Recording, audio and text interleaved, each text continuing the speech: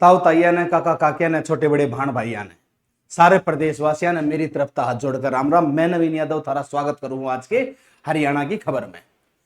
सभी प्रदेशवासियों के सामने एक ऐसी खबर मैं आज लेकर के आया हूं जिस खबर के बारे में सुन करके आप उस चीज के बारे में जानने के लिए उत्सुक हो जाओगे।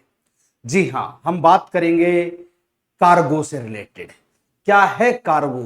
कार्गो एक कंटेनर से संबंधित चीज है। गति शक्ति के रूप में हरियाणा सरकार के द्वारा एक मिशन चलाया गया जिसमें माल का भंडारण करने के लिए या माल को किसी एक जगह से दूसरी जगह तक पहुंचाने के लिए कंटेनरों का प्रयोग किया गया, जो एक परिवहन से दूसरे में रख करके और भेजा जाता था, या तो भंडारण के लिए या दूसरी जगह पर पहुंचाने के लिए, स्थानांतरण करने के लिए। उसी के ऊपर हम चर्चा करेंगे, जिसको नाम दिया गया है भारत का सबसे बड़ा गति शक्ति multi modal cargo terminal. Haryana के मानेसर में बन रहा है।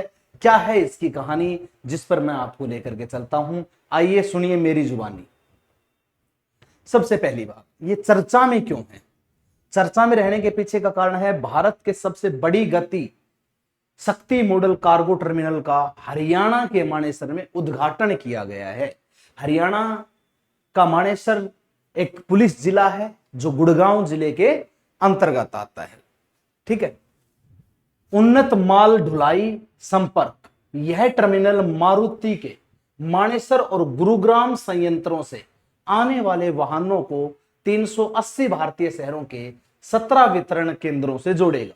यानी कि जो 380 भारतीय शहर है उनको 17 डिस्ट्रीब्यूटर जोन से जोड़ने का काम करेगा, जो 17 डिस्ट्रीब्यूटर सेंटर है उनसे जोड़ने का काम करेगा।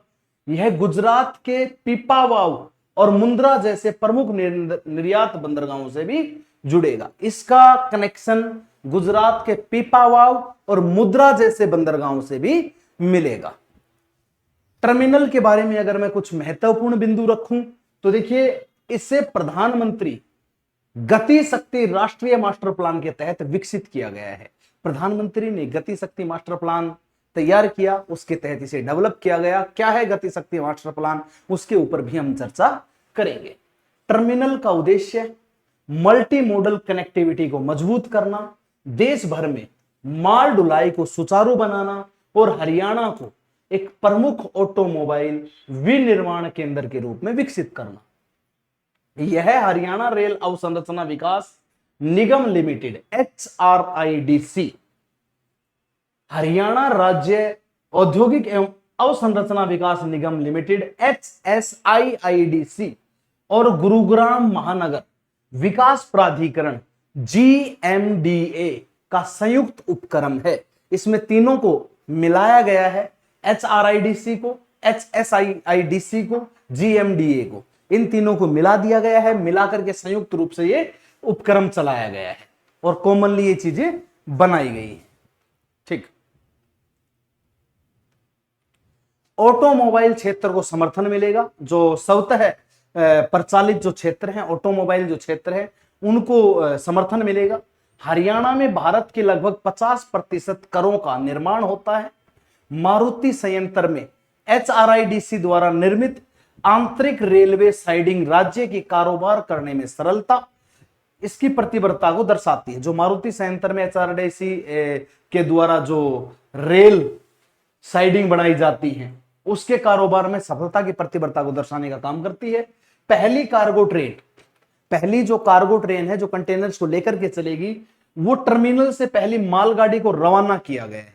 पहली मालगाड़ी को हरी झंडी दिखा दी गई है जो मानेसर से होते हुए चली है। उसके बाद हम बात करें PM गति शक्ति मास्टर प्लान। क्या है गति शक्ति मास्टर प्लान के ऊपर चर्चा करें तो इसे अगले 5 वर्षों में भारत के बुनियादी ढांचे को बदलने के उद्देश्य से वर्ष 2021 में लॉन्च किया गया था। हमारा जो बुनियादी ढांचा है उसे बदलने के लिए लॉन्च किया गया था। इसे BISAGN भास्कराचार्य राष्ट्रीय अंतरिक्ष अनुप्रयोग एवं भू सूचना विज्ञान संस्थान द्वारा डिजिटल मास्टर प्लानिंग टूल के रूप में विकसित किया गया है। उद्देश्य, इस योजना का उद्देश्य परियोजनाओं के क्रियान्वयन में गति लाना, विलंब को कम करना, मंत्रालयों के बीच समन्वय की बाधाओं को दूर करना, तथा विश्व स्तरीय अवसंरचना के माध्यम से भारत की जीवन सुगमता और वैश्विक प्रतिस्पर्धा को बढ़ाना है। उद्देश्य में अगर और बात करूं तो इस योजना का उद्देश्य परियोजनाओं के क्रियान्वयन में गति लाना है, विलंब को कम करना है, मंत्रालयों के बीच समन्वय की बाधाओं को दूर करना है और वैश्विक प्रतिस्पर्धा को भी बढ़ाना इसका उद्देश्य रहेगा। इसकी मुख्य विशेषताएं क्या रहेंगी? तो मुख्य विशेषताओं में डिजिटल एकीकरण, यह एक एकीकृत डिजिटल प्लेटफॉर्म है जो 16 मंत्रालयों को आपसी समन्वय, 16 मंत्रालयों को मिलाकर के एक पद पर ले जाने के लिए तथा क्रियान्वयन करने के लिए जोड़ता है। बहु क्षेत्रीय सहयोग, यह योजना भारतमाला, सागरमाला, आंतरिक जलमार्ग, ड्राई पोर्ट और उड़ान जैसी प्रमुख परियोजनाओं को समेकित करती है। आर्थिक क्षेत्र, इकोनॉमिकल जोन, यह योजना कपड़ा, औषधि, रक्षा तथा कृषि जैसे क्षेत्रों में क्लस्टर और कॉरिडोर विकसित करने पर केंद्रित है। इसके अलावा अगर मैं बात करूं तो प्रौद्योगिकी का प्रयोग, बेहतर योजना और वास्तविक समय निगरानी के लिए उन्नत स्थानिक उपकरणों और इसरो उपग्रह डाटा का उपयोग किया जाता है।